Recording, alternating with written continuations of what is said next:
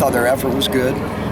There's still a lot of polishing that needs to be done. Transitional pass rush, meaning when you're not expecting pass, we've got to get four-man pressure. We can't expect to always blitz somebody to try to get pressure. So that definitely needs to improve. But overall, I think they took a step forward.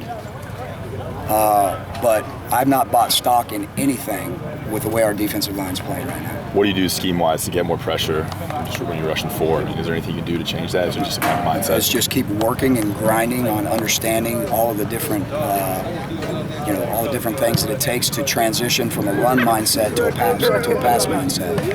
It's easy to rush a passer when it's third down and everybody knows it's pass. But transitional pass rush is a huge emphasis from the day we got here, and we got to continue to improve with it. You say it's an emphasis since you got here. Is it just that it's something that takes that much longer, or is it they still just trying to square away with everything else? I think it's a work in progress. I don't think it just happens overnight. And then this is the first time we've actually had a chance to see it, in real life against a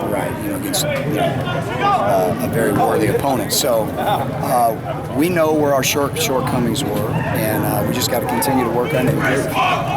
Coach, the up downs we saw yesterday after practice, was that discipline or just working on the old cardiovascular? It was a lack of focus, which we're not tolerating.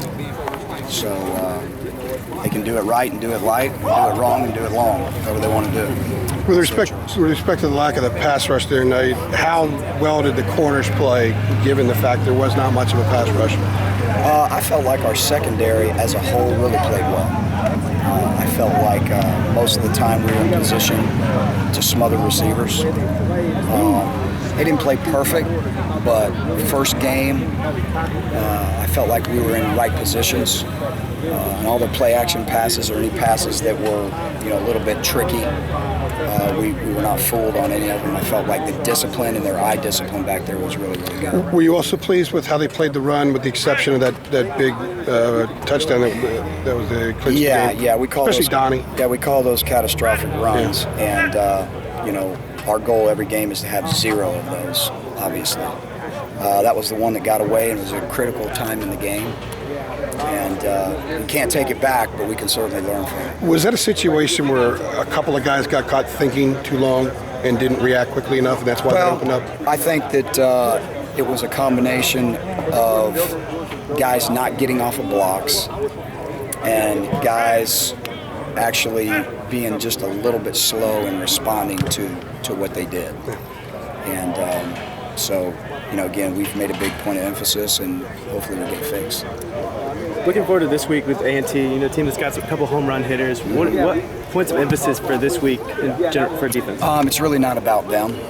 Everything that we'll do every week is really coming down to us and what we're doing and how we execute.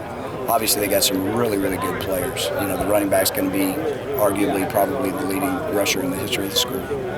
And they're wide out. Number 1, 6'4", dual sport athlete, great athlete. So they got other good players, but those two stand out. When you watch the film immediately, no matter what, who they play. So we got to make sure that we understand where these guys are. We got to make sure that we understand that this game is not about them. It's really strictly about us. When you say that